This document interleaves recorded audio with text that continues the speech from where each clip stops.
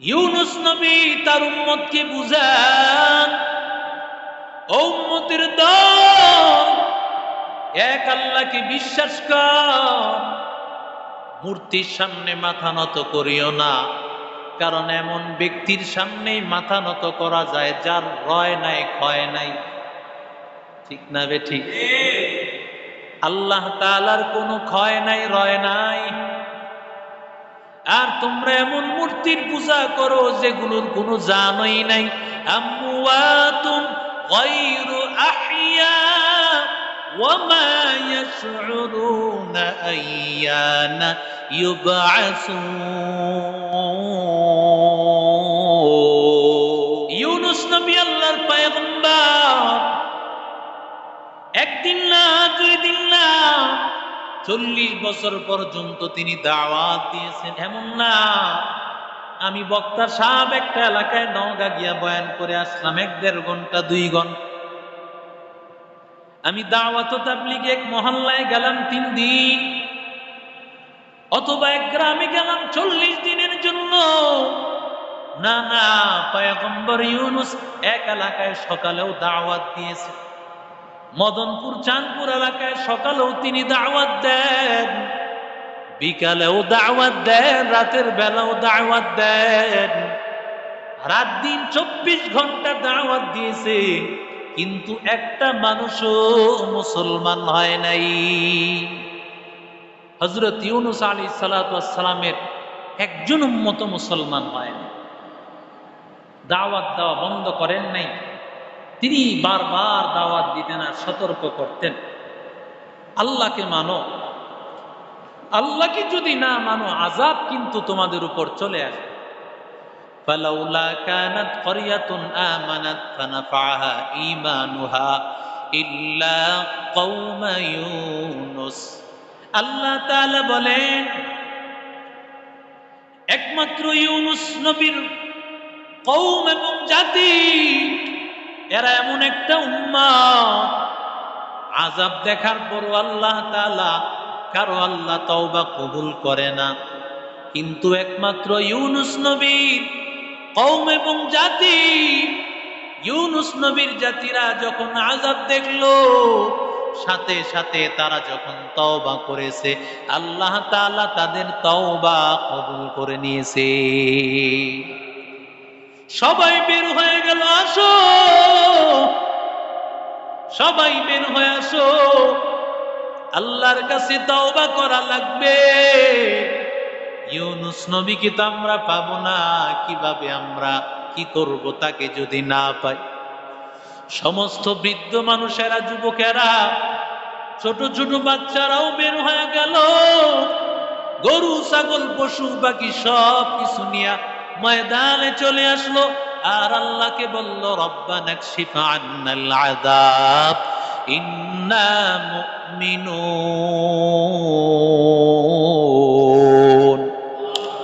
আয় আল্লাহ, আযাবকে দূর করে দাও।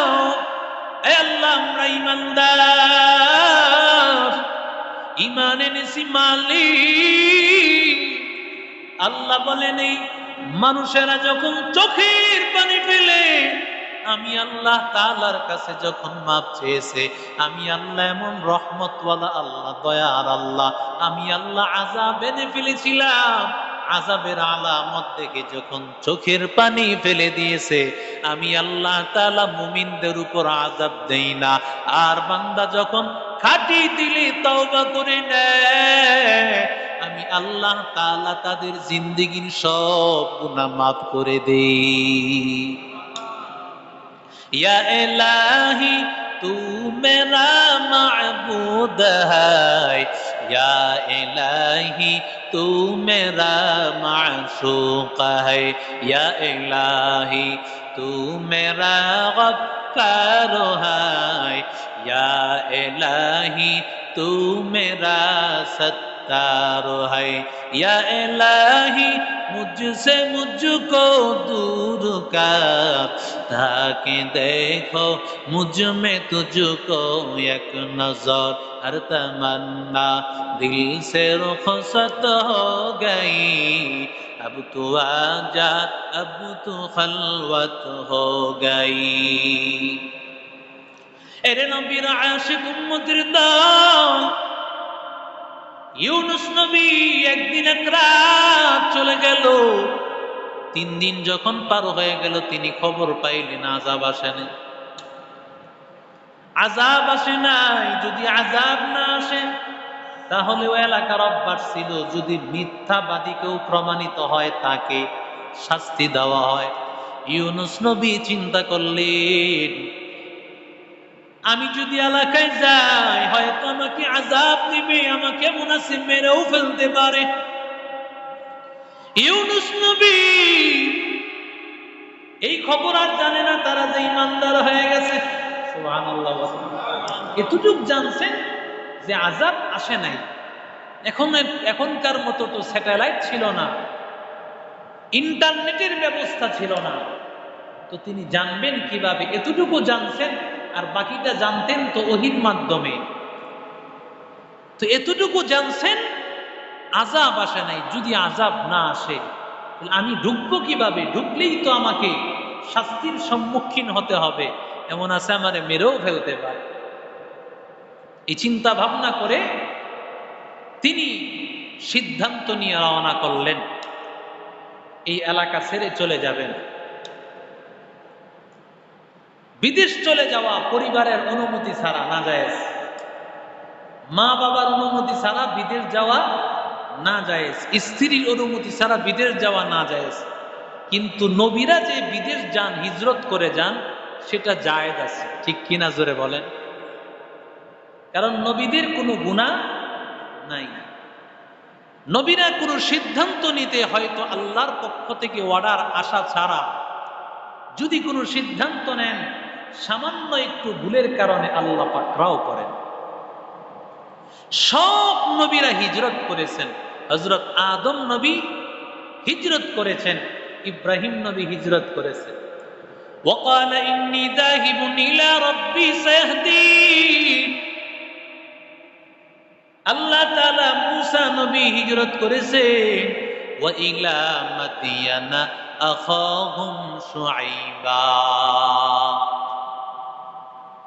আমার নবী রাহমাতুল লিল আলামিন, সরকারি তো আলম আমার নবী, যেই নবীকে আল্লাহ তাআলা বানাইয়া আসমানটাকে এত সুন্দর বানাইলো, যেই নবীর জন্য আল্লাহ এত কিছু সুন্দর করেছেন, ওই নবীরও আল্লাহ তাআলা দ্বীনের জন্য হিজরত করে মক্কা থেকে বের করে দিয়েছে। এই জন্য আল্লাহর নবী বলেন মান কানা হিজরাতুহু ইলাল্লাহি ওয়া রাসূলি ফাহিজরাতুহু ইলাল্লাহি ওয়া রাসূলি। বান্দা যদি আল্লাহ তাআলার জন্য ঘর তোমার ছাড়তে হয়, বাড়ি তোমার ছাড়তে হয়, পরিবার ছাড়তে হয়, সন্তান ছাড়তে হয়, সব কিছু ছাড়বা, কিন্তু আমার আল্লাহ তাআলার দ্বীন ছাড়া যাবে না।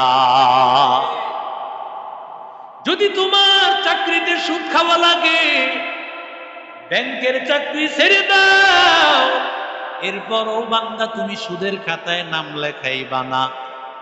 যদি তোমার চাকরি করতে হইলে সুদ দিয়া ঘুষ দিয়া ঢুকতে হয়, 5 লাখ 10 লাখ টাকা সুদ দিয়া ঢুকতে হয়, ওই চাকরি তোমার দরকার নাই। আল্লাহ তাআলার জন্য চাকরি ছেড়ে দাও, আমার আল্লাহ এর চাইতে ভালো ব্যবস্থা করে দিবে। ওয়াজান্নুনি যাহাবা মুগাদিবান ফাযান্না আন লান নাকদির আলাইহি। মাসওয়ালার কথা ভালো করে শুনো। তিনি যখন রাগ হয়ে চলে গেলেন, কার সাথে রাগ হয়েছেন?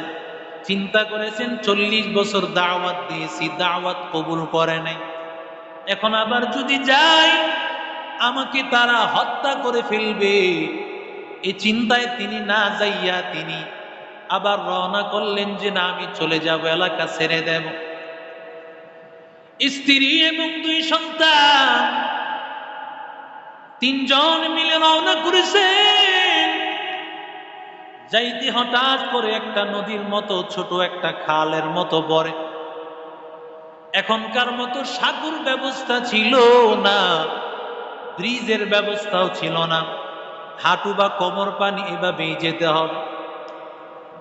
এটা পার হয়ে একটা মরুভূমি অঞ্চল, মরুভূমি অঞ্চল পার হওয়ার পরে একটা নদী, নদীর সাথে সংযুক্ত সাগর। তিনজন মিলে যেতে পারবে না। বড় সন্তান 7-8 বছরের সন্তানটাকে পারে দাঁড় করায় দিয়া স্ত্রীর হাত ধরিয়া সন্তান ছোট্ট বাচ্চাটাকে কাঁধে নিয়ে নিল। ওই খালটা পার হইতেছে, নদীর সাথে সংযুক্ত খাল। হঠাৎ করে এমন একটা ঠান্ডা পানি, এই পানির মধ্যে হঠাৎ করে কি যেন একটা স্রোতের মতো আসলো। স্রোতের মধ্যে স্ত্রীকে এমন ভাবে স্রোতে টান দিল, হাত ছেড়ে দিল। স্ত্রী অন্যদিকে চলে গেল, স্বামী অন্যদিকে চলে গেল। হঠাৎ করে কিছুক্ষণ পর হযরত ইউনূস নবী উঠেছেন, তাকাইয়া দেখেন স্ত্রী নাই, বাচ্চাটাও নাই। লক্ষ্য করে দেখেন এবার পারে আমার বড় বাচ্চাটা আছে। পারে গিয়া দেখেন বড় বাচ্চাটাও নাই। বাচ্চাটাকে একটা জঙ্গলের বাঘ আসিয়া একটা দৌড় দিয়া জঙ্গলে নিয়ে গেছি। আল্লাহর পরীক্ষা শুরু হয়ে গেল ভাই। কারণ ইমানদার আল্লাহর গোলাম যারা ইমানদার হয়, ইমানের পরীক্ষা আল্লাহ তাআলা নেন। ইযা হাব্বাল্লাহু আবদান সাব্বা আলাইহিল বালা। আল্লাহ বলেন যাদেরকে আমি আল্লাহর নবী বলেন যারা আল্লাহর কাছে পছন্দের হয়, তাদের পরীক্ষা আল্লাহ তাআলা বেশি করে নিতে থাকে। ওয়ালানাবলুওয়ান্নাকুম বিশাইইন মিনাল খাউফি ওয়াল জু'i ওয়া নাকসিম মিনাল আমওয়ালি ওয়াল আনফুসি ওয়াত সামারাত ওয়া বাশশিরিস